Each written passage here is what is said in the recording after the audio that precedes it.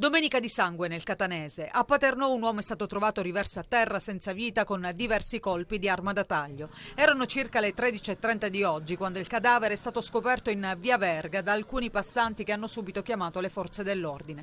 La vittima è un marocchino di 27 anni che viveva nel comune del Catanese. L'omicida, secondo una prima ricostruzione, sarebbe un connazionale che avrebbe accoltellato la vittima al culmine di una lite.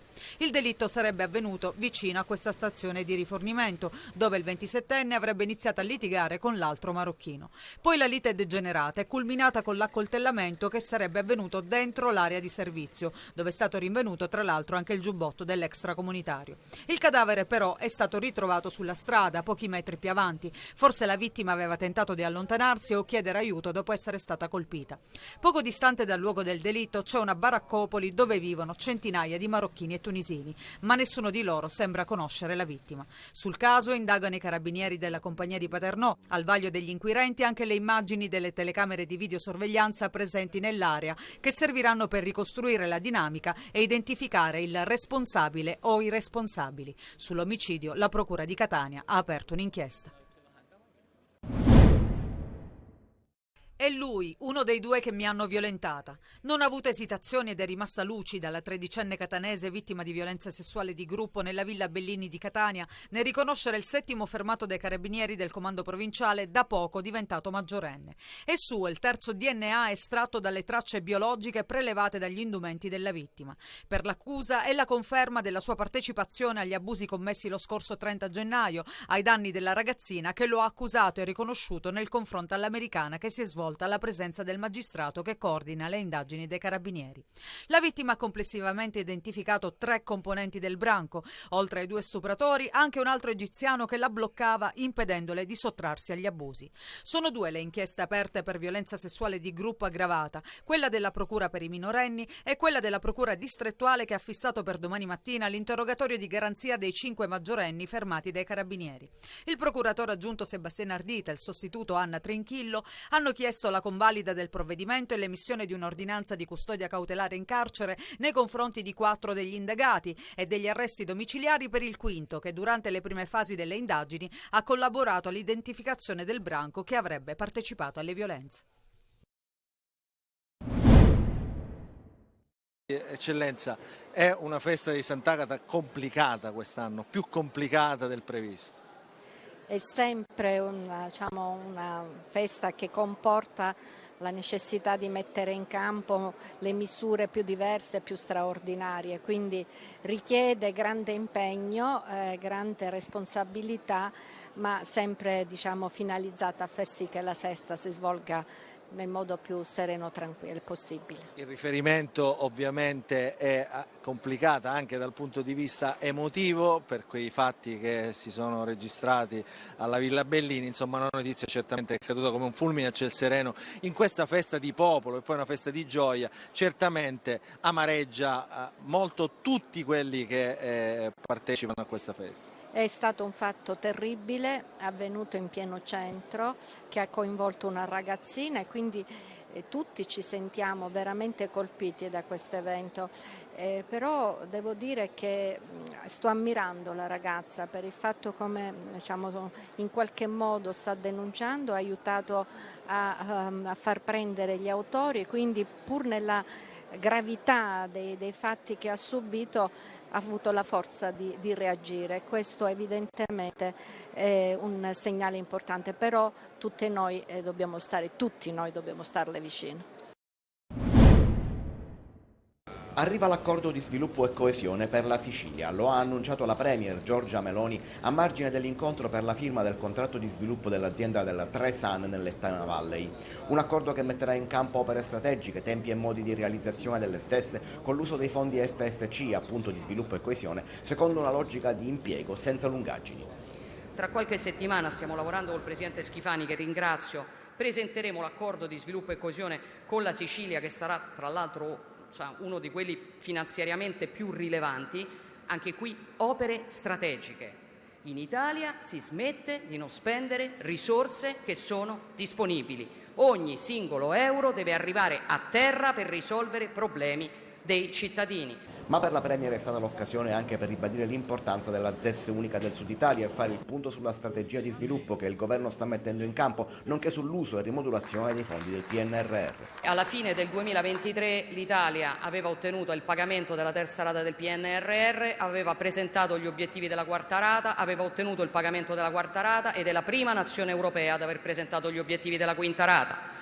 Tanto perché dovevamo essere fanalino di coda nell'attuazione del PNRR. La stessa rimodulazione va incontro anche alle esigenze degli agricoltori che in questi giorni sono in piazza. Il comparto agricolo per noi è importante, ha detto la Premier, snocciolando le risorse che si sta per mettere in campo per loro. Le risorse del PNRR dedicate al mondo degli agricoltori, che per noi è particolarmente importante, passano da 5 a 8 miliardi di euro, ma abbiamo concentrato per esempio oltre 6 miliardi di euro. Fondamentali poi, ha concluso, gli investimenti nella direzione dell'autonomia energetica, nella quale l'innovazione del Mezzogiorno saranno strategici, e nei rapporti con il continente africano, che faranno dell'Italia anche il punto di transito verso l'Europa di quell'energia prodotta dai paesi terzi.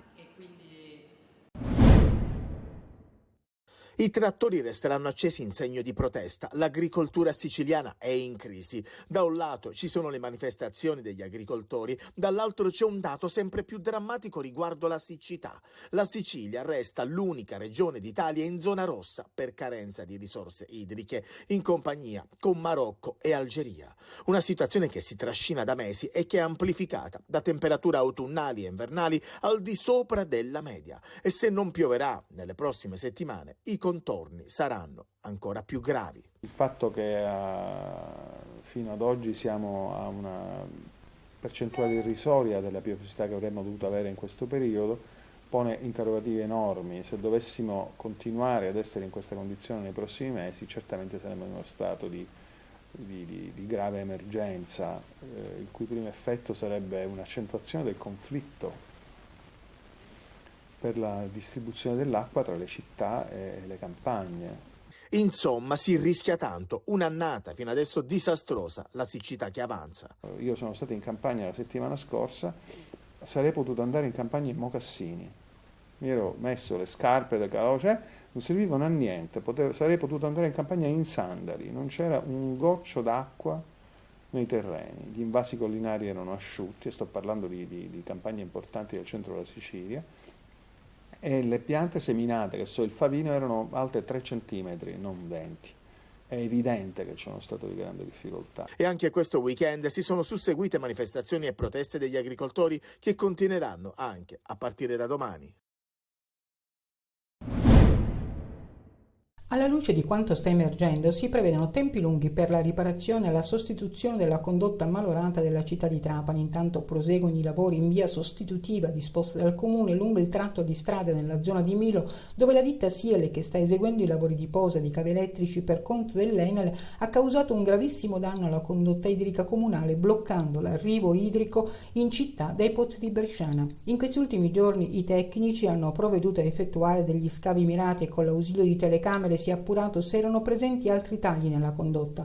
Il Comune ha deciso di realizzare un bypass idrico che permetterà in via alternativa di poter riaprire parzialmente la condotta di Bresciana. I lavori inizieranno domani, nel frattempo continueranno gli scavi nella condotta. Nonostante il tempestivo intervento, l'incremento della portata da parte di Sicilacque e lo sfioro che ha consentito già nel primo pomeriggio di ieri di immettere acqua nelle condutture, alcune zone del comparto Trapani Nova sono rimaste all'asciutto. Il Comune ha invitato i cittadini a conservare le fatture rilasciate dalle ditte che hanno provveduto a far fronte alla carenza idrica con le autobotti. Sarà cura dell'amministrazione intentare a mezzo ufficio legale di rivalersi sulla ditta che ha causato la rottura e il disservizio, chiedendo loro di farsi carico del risarcimento del danno subito alla città, tanto agli impianti quanto allo straordinario acquisto di acqua sia da parte del Comune con Sicilacqua che da parte dei cittadini presso i privati.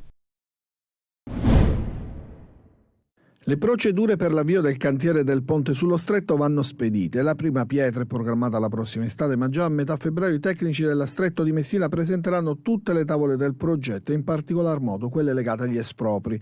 Il tema più caldo in questo momento in città, perché dagli espropri arriveranno montagne di ricorsi e il rischio, sottolineato dal presidente dell'Ordine degli Avvocati di Messina Paolo Vermiglio, è quello di un sovraffollamento del sistema giustizia già in affanno e sottodimensionato degli organici, come ha detto il presidente della Corte d'Appello Luigi Lombardo il giorno dell'inaugurazione dell'anno giudiziario. Forse il primo banco di prova sulla tenuta complessiva, secondo me, della città rispetto al tema del ponte diventerà certamente quello degli espropri. Nella previsione del contenzioso che può nascere, che è fisiologico che nasca attorno a un'opera di questa portata, può essere l'occasione giusta per sensibilizzare l'interlocutore politico a potenziare la giurisdizione. Gli avvocati messinesi chiedono l'aumento della pianta organica dei magistrati, ma soprattutto la realizzazione di una sede staccata del TAR o del Tribunale delle Imprese, perché con tutto quel contenzioso il rischio di compromettere tutta l'attività. Tante volte in passato, quando si parlava di ponte sullo stretto, si pensava a una sezione staccata di Messina, proprio perché anche il contenzioso di natura amministrativa che rischia di venire fuori da un'opera di questa portata non è di poco momento. Frutta e verdura sono sul banco, quello che rimane invenduto lo si dà a chi è in difficoltà.